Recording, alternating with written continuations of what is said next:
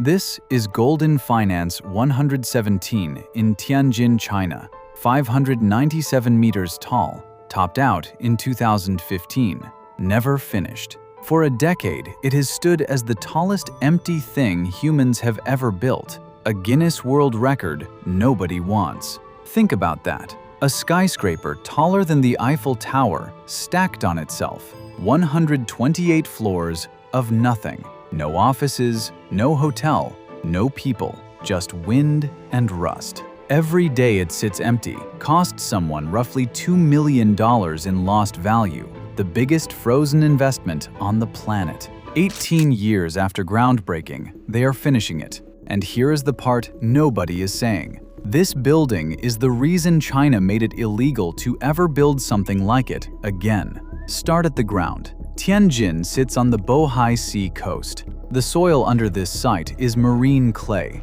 silt, sand, and saturated silty clay interleaved in bands. It is not soil, it is wet cake. You cannot put 600 meters of steel and concrete on wet cake. The moment you load it, it compresses asymmetrically. The building tilts. Pisa, but deadly. So the engineers went down. Not 30 meters, not 50, 100 meters. They drove 941 piles, each one 100 meters long, a record, the longest engineering piles ever used for a building. Picture driving a 30-story skyscraper straight down into the ground, and then doing it 941 times. It took 4 years just to finish the basement, 4 years before a single floor above ground existed. The foundation pit itself is a 124,000 square meter hole, big enough to swallow 17 football pitches. But here is the problem. You cannot just dig a hole that deep in marine clay. The groundwater is sitting right there, 1 meter below your boots. Dig a straight wall, and the water pressure behind it collapses the whole thing inward. Quicksand surges up from the bottom. The pit fills in hours. The answer was a 188-meter circular diaphragm wall, an asymmetric ring of concrete holding back the earth in compression, the way an arch holds up a cathedral. 2 pile-in-one support columns. Double-layer groundwater dewatering running around the clock. 941 piles, 100 meters deep. Every one drilled, cased, and poured while the ground underneath was trying to collapse the bore. The legs were in. Now they needed a body. Above ground, a different enemy, wind. Goldin Finance 117 has a height-to-width ratio of 9.5 to 1. That is a chopstick. China's own seismic code forbids this. The ratio exceeds what the regulations consider safe. A special national expert panel had to approve the design. The building was asking the country to make an exception to its own physics rules. Why does this matter? At 597 meters, wind does not just push a tower, it tries to peel it. Vortices form on one side, then the other, flipping 20 times a minute. Each flip is a shove. If the building's natural sway matches the rhythm of those shoves, resonance builds. The tower would not fall. It would shake hard enough to make every person inside seasick, break glass, snap interior walls. Office workers would walk out and never come back. At this height-to-width ratio, that risk is not theoretical. It is the default. The solution was a perimeter frame of mega composite columns and mega braces, all tied into a steel-reinforced concrete core running the full height. 4 mega columns, colossal diagonal bracing up the facade. The core is walled with steel plates embedded in concrete, a composite steel plate wall, so that if an earthquake ever cracks the concrete, the steel keeps the wall standing. They designed it for a 1 in 2,475-year earthquake, meaning they built it to survive the worst shake statistically possible in 2.5 millennia.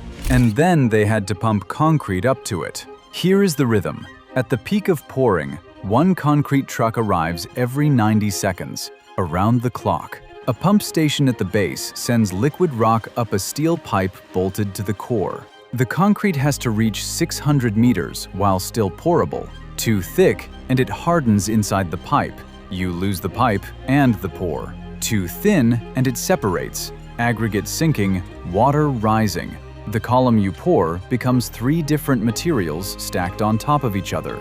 The chemists get it right, or the building gets it wrong. They set a world record during this construction. 621 meters pumped in a single push. If that pipe ever bursts at pressure, it is a cannon. The concrete would cut a man in half at 40 meters away. The tower climbed, a new floor every few days. 2013, 2014, September 2015, topped out. 597 meters, China's tallest, the 3rd tallest building on Earth. And then, everything stopped. June 2015. The Shanghai Stock Exchange loses 1/3 of its value in 1 month. Goldin Properties is publicly listed in Hong Kong. Chairman Pan Su-tong owns 64%. His personal fortune, once counted among the richest men in Hong Kong, drops by $13 billion in weeks. The developer's asset-to-liability ratio, which had been a comfortable 4-to-1, collapses toward 1-to-1. Everything they have is inside this building. December 2015, China State Construction Engineering Corporation, the main contractor, walks off-site. Every worker. The crane stays. The concrete pump stays. The tools stay. Goldin Properties files for liquidation. Pan Su-tong's empire is gone, and the tower just stands there. I am standing inside the 85th floor. These windows were supposed to be an office with a view of the sea. There are no windows. The wind moves through the building as if through a rib cage. I can see down into the core shaft, 85 stories of open air. A single pigeon lives on the 92nd floor. In the winter, it goes down to 23, where there is a small pocket of sun. This is what 10 years of abandonment looks like. Now, the harder question. Tianjin is humid subtropical. Hot, wet summers, freezing winters. Freeze-thaw cycle after freeze-thaw cycle. Cracking concrete that was never sealed with a facade. Rainwater infiltrating the rebar. A topped-out skeleton with no cladding is a building being eaten by its own climate. Every exposed steel connector on the outside has been oxidizing for 3,650 days. Inside the core, humidity swings from 95% in August to bone-dry -10 in January, and each cycle pries a little more at every weld, every joint, every rebar tie. And then there are the climbers. In 2015 and 2016, Russian and Chinese urban explorers scaled the tower and the crane. Thousands of videos followed. Teenagers with GoPros walking the I-beams at 500 meters. The building stopped being a building. It became a stage for viral footage, the backdrop of a decade of Chinese economic anxiety, visible from 30 kilometers in every direction. So what do you do with a tower that has been weathering for a decade? You cannot just start fitting windows. You have to prove, inch by inch, that the structure is still a structure. Engineers climb back in starting April 2025. New permit, new lead, BGI Engineering Consultants, state-owned. The original Goldin name is being quietly dropped. Contract value, 569 million yuan, roughly 78 million US dollars, just for the restart. They scan the building, every beam, every node, every weld. Ultrasonic probes looking for microcracks. Ground-penetrating radar on the core walls hunting for internal moisture. Chemical tests on concrete cores to check for carbonation depth.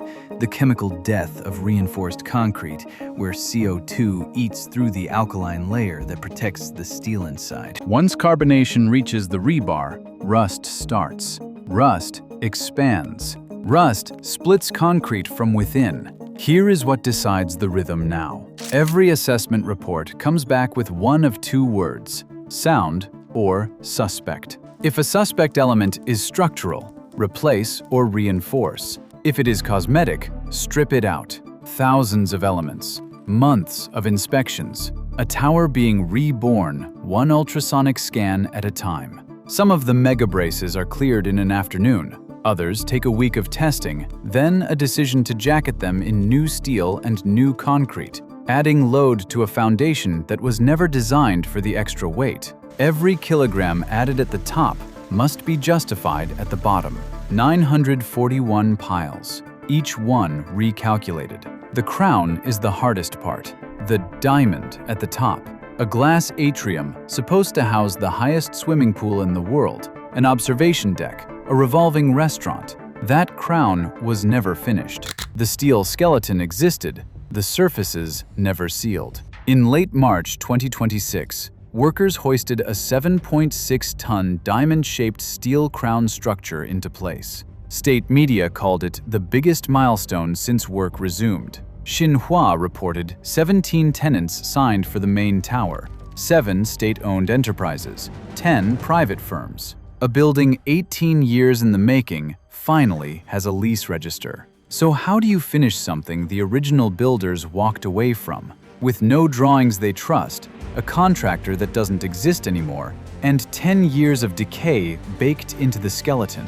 The answer is slow, forensic, almost archaeological. Teams work inward from the facade, sealing the envelope first, because until the building stops being weather, nothing else can be trusted. Glass curtain walls go up panel by panel, each one locking another square meter of interior away from the elements. MEP systems, mechanical, electrical, plumbing, snake through shafts that were poured a decade ago and have to be mapped all over again because the original as-built drawings are incomplete and the firms that made them no longer exist. Elevators have to run 128 floors. Double deck, 2 cabins in one shaft, a design that saves 40% of core space. The fit-out of the luxury hotel on floors 94 to 117.